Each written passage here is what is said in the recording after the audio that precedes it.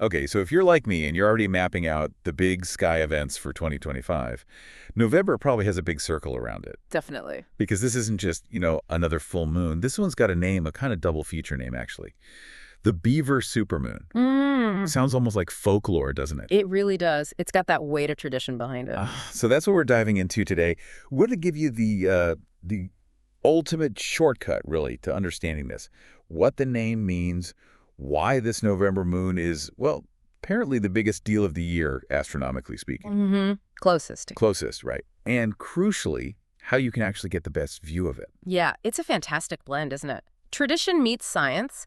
It all centers around the night of Tuesday, November 4th, going into the morning of Wednesday, November 5th, 2025. Right. Yeah. We're looking at something that's both a traditional seasonal signpost and some pretty cool orbital mechanics happening at the same time. Maybe we should define our terms first. Good idea. Let's unpack that name. Beaver Moon. It feels very North American, very seasonal. It absolutely is. Rooted right in the rhythm of the Northern Hemisphere seasons. And the sources point to a couple of reasons for the name, right? Both tied to getting ready for winter. Exactly. The first one is, well, maybe the less romantic one. It's historical. It marks the time when fur trappers would traditionally set their main traps.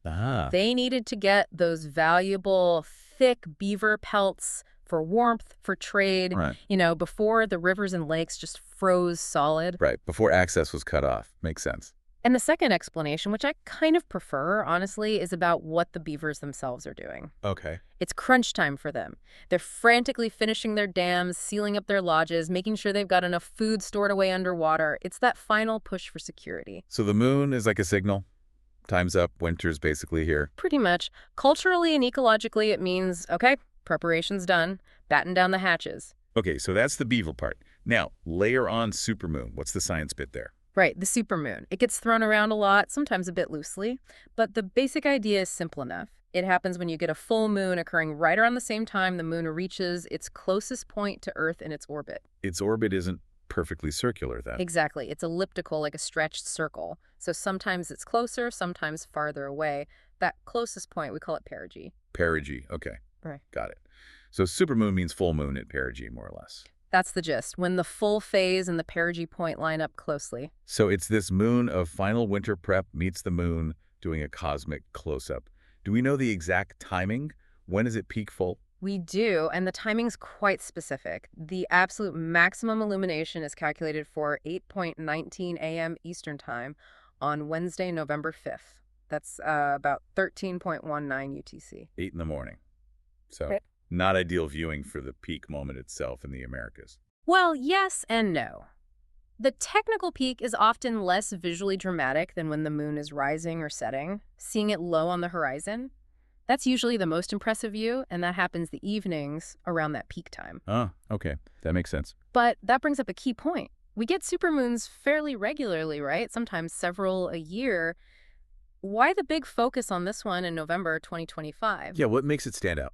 It really comes down to the numbers, the distance. If you look at all the full moons across 2025, this particular Beaver supermoon is like officially the closest one, period. The closest of the entire year. That sounds significant. How close are we talking? We're talking roughly 221,800 miles away. That's about 356,980 kilometers, which, sounds far, but in lunar terms, that's noticeably closer than average. And that distance, that's what translates into the visual wow factor for us down here. Exactly. That's the payoff for you looking up. Because it's closer, it appears larger in the sky. The sources say potentially up to 14% larger in diameter. 14%? And maybe more noticeably, up to 30% brighter than a typical full moon, especially one that happens when the moon is at its farthest point apogee. Hold on, though. 14% bigger. Is that something the average person just glancing up is really going to notice? Or is it more of a, subtle thing? That's a fair question. And you're right. If it's high up in a totally dark sky with nothing to compare it to, it might just look like a very, very bright full moon. Right. But that 14% size difference, combined with that 30% brightness boost, it does make a difference. Especially, like I said, compared to a minimoon. It feels more substantial, almost three-dimensional, some people say. It really pops. Okay, I'm starting to get it. It's not just a statistic, it's a perceptible shift. And just to underline why it's the closest of the year, the moon's elliptical orbit isn't static. It kind of wobbles and rotates slightly over time. And November 2025 just happens to be when the geometry lines up perfectly for the absolute closest approach, the tightest perigee of that whole year. That alignment gives it the title. Gotcha. That makes the claim feel more solid. And I read this as part of a sequence too. That's right. It's not totally isolated. It's actually the middle child of 3 supermoons in a row in late 2025. We get them in October, November, and December. Oh, wow. But November's is still the champion, the closest of the 3, and the closest of the year overall. Okay, so sold. I want to see this closest, brightest moon. You mentioned the best views are around moonrise and moonset. When exactly should people be looking? Right. Since that peak illumination is mid-morning for North America, your prime viewing windows are the evenings around that. So Tuesday night and Wednesday night. Exactly. Plan for the evening of Tuesday, November 4th, as the moon is rising in the east, usually just after sunset. And then again on Wednesday evening, November 5th, same deal, catch it rising. That low on the horizon view is key.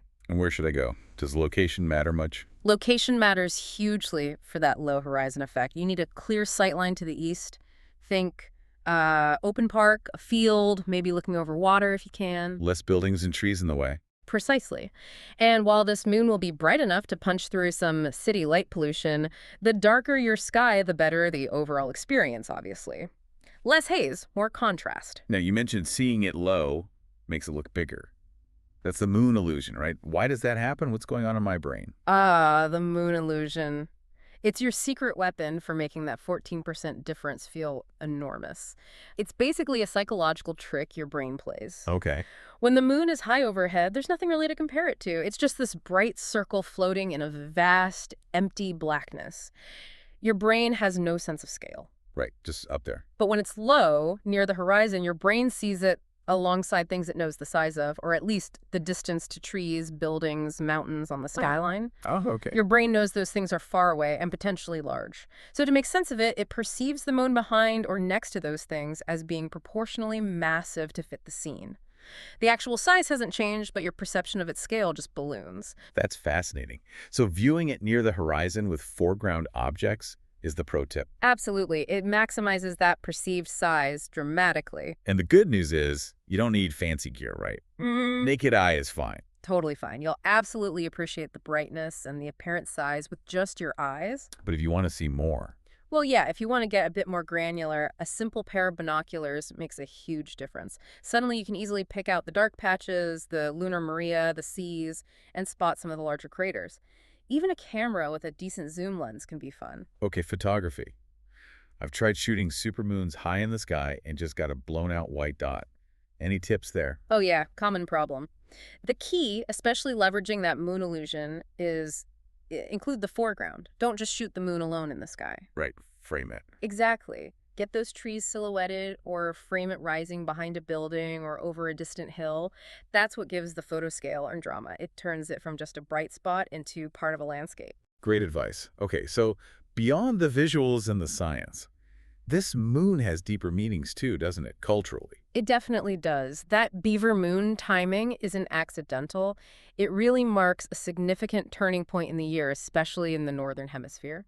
We're heading into deep winter. And we said earlier, the traditional meaning is all about that final push for preparation for security, getting everything locked down before the freeze. Right. Stocking up, finding shelter, securing resources is very much about ensuring safety and stability before the lean times. And then there's an astrological angle too. There is. And interestingly, it often aligns with those themes. This particular full moon in November 2025 occurs when the moon is in the sign of Taurus. Taurus. Okay, what's the connection there? Well, astrologically speaking, Taurus is an earth sign. It's strongly associated with stability, security, the material world, comfort, and sort of tangible value, groundedness. So, closest moon of the year, traditional time for securing resources, and it's in Taurus, the sign of stability and material comfort. That seems very aligned. It's quite a convergence, isn't it? Sources often interpret this alignment in a couple of ways. Some focus quite literally on the Taurian connection to, say, finances and material possessions. Time to check your resources before year-end. Makes sense. Check the bank account, metaphorically speaking. Right. But maybe a more nuanced take looks at the emotional side of Taurus, the need for inner stability, for understanding what truly makes you feel secure. It prompts reflection on your core values, the foundations of your life. So it's not just about physical dams, but maybe like emotional dams too. That's a great way to put it. The Beaver Moon says, act now. Finish the work. The Taurus influence adds, and make sure the foundation you're building on is solid and truly valuable to you. It blends the practical need for action with a call for deeper reflection. Wow. Okay, so it really brings together the physical event, the cultural tradition, and this kind of astrological prompting all around themes of preparation, security, and what really matters. Precisely. It's this moment urging you to solidify things both externally and internally. Okay, let's wrap this up with a quick summary for everyone. The main event is the Beaver Supermoon, peaking early November 5th, 2025. Right, but best viewed rising on the evenings of November 4th and 5th. It's the closest full moon of that year, about 221,800 miles away. So expect it to look bigger, maybe up to 14%, and noticeably brighter, up to 30%. And find that low eastern horizon view. Use buildings or trees to trick your brain into seeing it as huge. That's the moon illusion. Perfect. Naked eye is great. Binoculars add detail. Okay. Final thought. Well, we've seen this convergence, haven't we? The physical world signaling winter prep, the cosmos bringing the moon incredibly close, and even the astrological context pointing towards security and values. Yeah. So the question this leaves us with perhaps is this. Given that the moon appears biggest and brightest right when tradition tells us to secure ourselves and turn inward, what specific preparations does this powerful celestial event inspire in you? What physical things need shoring up before winter? And maybe more importantly, what internal foundations, your sense of stability, your core values need attention before the quiet introspection of the deep winter season truly sets in?